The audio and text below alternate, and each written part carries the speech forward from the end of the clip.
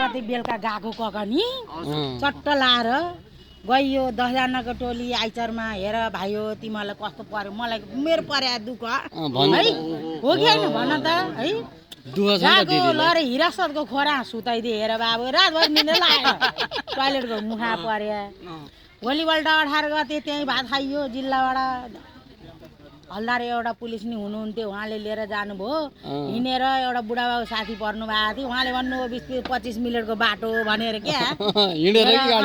हिँडेर जाँदाखेरि ओह्रालो न तेर्सो न ठाडो 1.5 घन्टा लाग्यो हेर बाबु गइयो बेलुकामा भातसात पकाइयो सबैजना मिलेर खाइयो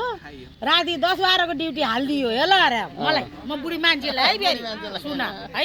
मेरो कथा आजसम्म 3 चोटि म्यादीमा जाहिर खाइयो अहिलेसम्म यस्तो चाहिँ कहिले पनि परिया थिएन हेर निर्वाचन अधिकारीले घरबाट आधा दौरा चामल लिएर गएछन् बेसार यदि लिएर गएछन् आलु घरबाट बोकेर गएछन् पकाउँदा जम्मा 4 लिटर तेल लिएर गएको तेरो दिनसम्म 50 जनालाई पुग्छ त हेर भाइ पुग्छ त हाम्रोमा 42 जना निर्वाचन प्रहरीको अहिले दिन चाहिँ चुनावको अहिले दिन बेलुका तेल छैन सर भोलि के पकाउने भन्दाखेरि नुन हालेर उसिन्दियो भन्नु चनामा नुन हालेर उसिन्दिनु अनि पानी ततारिदिनु चिनी छैन चिया पकाउन भनेको त नुन हालेर चना उसिल्दिनु अनि तातो पानी ततारिदिनु भन्नुभयो उहाँले ल मैले त सर उसो मैले पकाउन सक्दिनँ भने क्या